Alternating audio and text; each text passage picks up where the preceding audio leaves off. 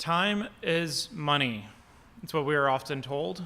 It's an old cliche, and I'm here to tell you that is a load of crap. Friends, time is not money.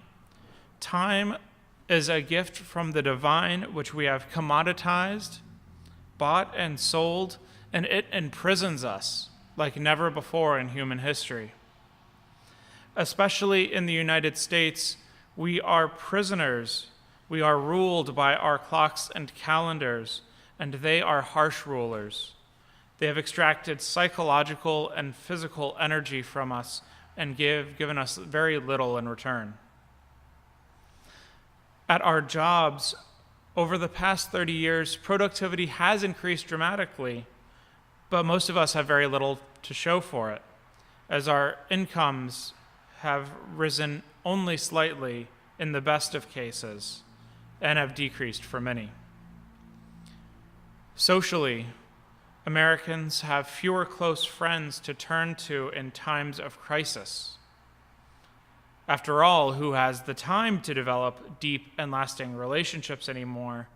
For that sort of thing takes time that nobody has anymore.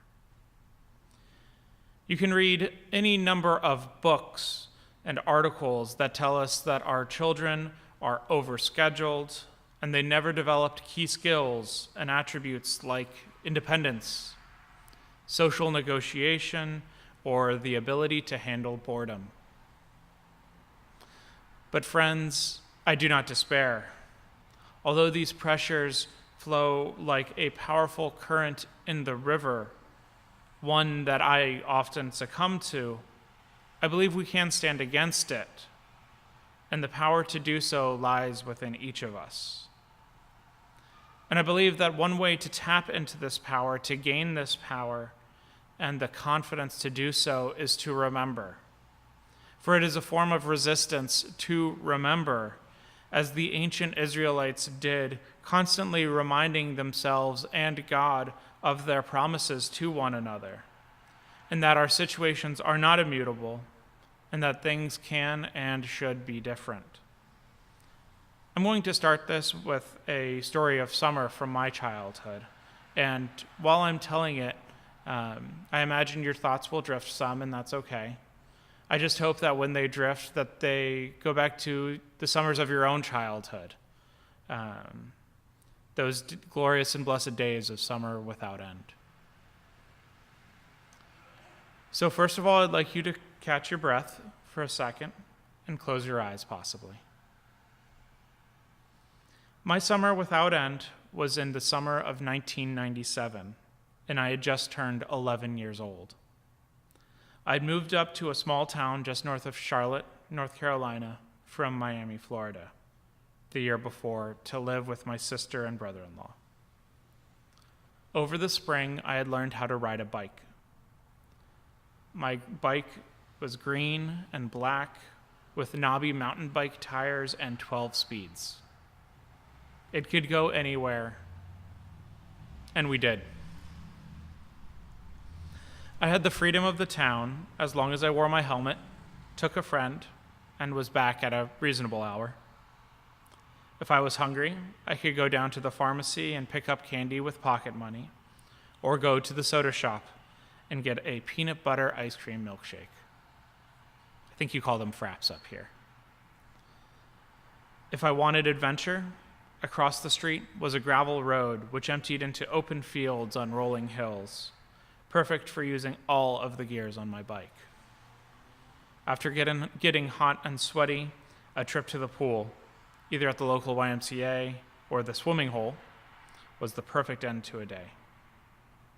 Was it Friday? Monday? Who knows? And who really cares? In these sorts of periods in our lives, time flows, but not necessarily in a straight line. It may go by in fits and starts when something new happens. A trip to the local amusement park to ride roller coasters all day, or a family vacation to the tourist-trapped town of Gatlinburg, Tennessee. But these experiences punctuated long stretch of time when not really much changed. The arrival of back-to-school advertisements would herald the dawning of the new school year. Remember, folks, back-to-school advertisements did not start in July. And a return to something closer to the way many of our lives and experience time now.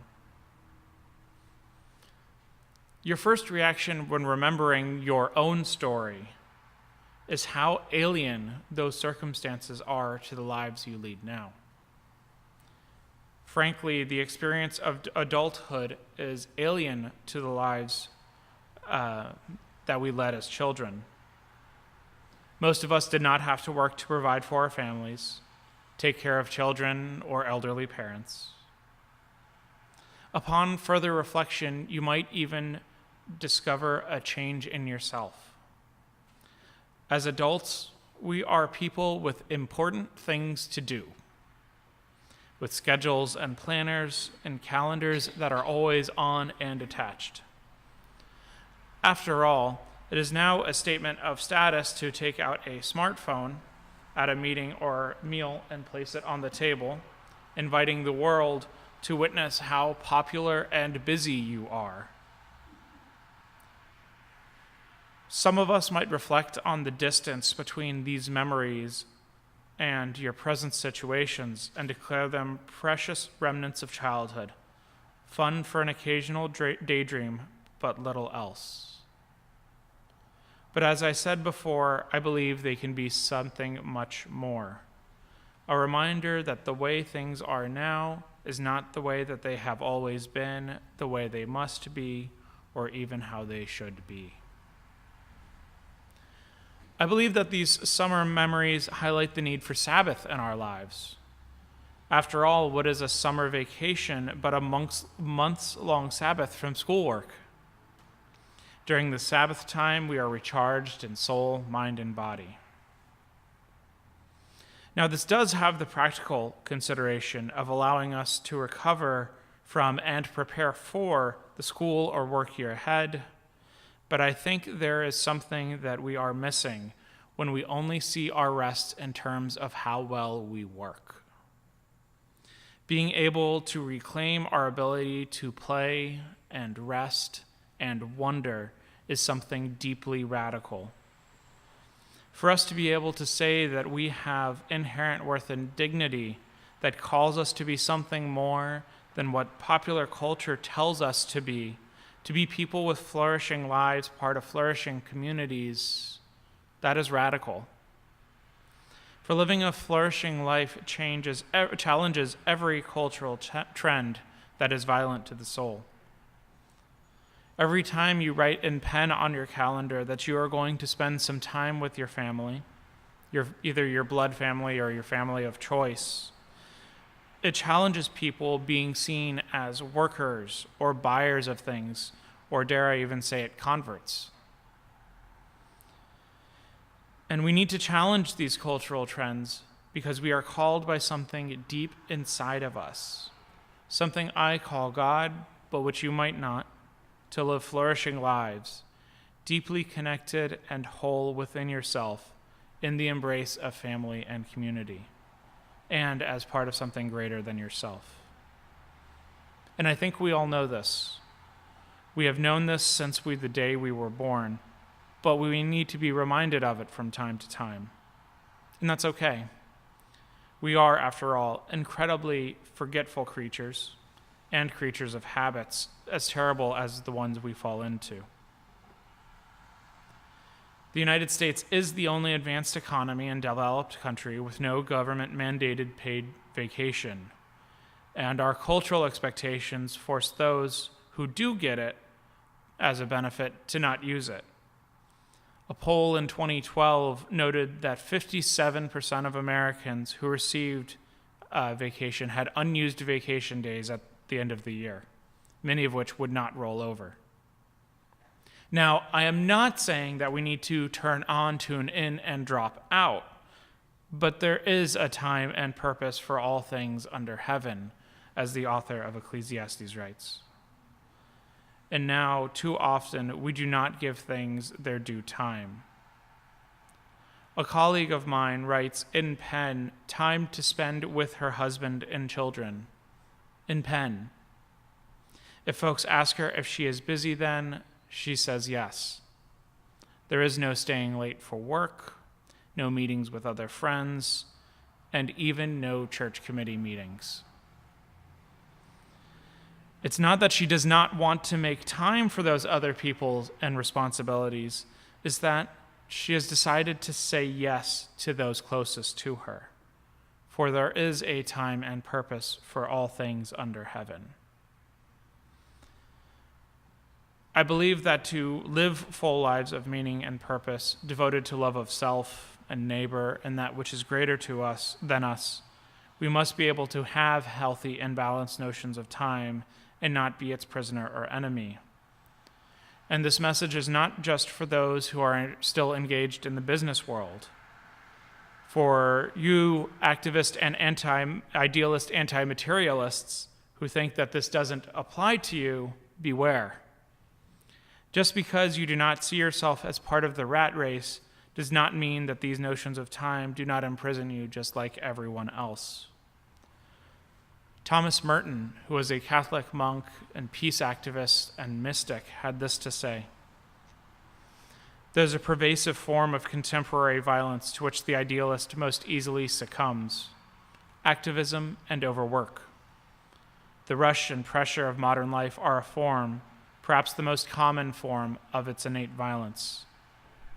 To allow oneself to be carried away by the multitude of conflicting concerns, to surrender to too many demands, to commit oneself to too many projects, to want to help everyone and everything, is to succumb to violence. The frenzy of our activism neutralizes our work for peace. It destroys our own inner capacity for peace. It destroys the fruitfulness of our own work because it kills the root of inner wisdom, which makes work fruitful." For Merton and for our responsive reading for Lao Tzu, you have to be the peace on the inside to be a model of the peace you want to see on the outside. And one of the biggest pressures to this peace is the rush and pressure of modern life, which has only intensified since Merton wrote these words years ago. And all of us who are committed to social justice and work are pulled in a million different directions, and our hearts ache with every new story and tragedy and struggle that we see. Our cable news stations and Facebook feeds are flooded with the latest outrage precipitated by the other side, each demanding a piece of our soul, leaving us feeling empty and dejected because we could not help. And these feelings are normal, and they're okay. But I'm going to let you in on a little secret. You don't have to see the video. We do not all have to care about the same things with the same intensity, and we are not lesser people for it. But when you find something that you resonate, pour your heart and soul into it, because the world needs it, and we need you. For we live in a world that is broken in oh so many ways. And if we had to do it alone, it would be too much. And that leads me to our greatest reason for hope. We are not in this alone. We can lean on each other and in the embrace of love and God itself. If you feel that you do not have communities of support, I would encourage you to take the time to build them, for they are one of God's great gifts to us. As even the great cynic, the author of Ecclesiastes, writes, "Two are better than one." And I say to you, live your life fully, knowing that your time here on earth is not money, but a precious gift from God. Amen.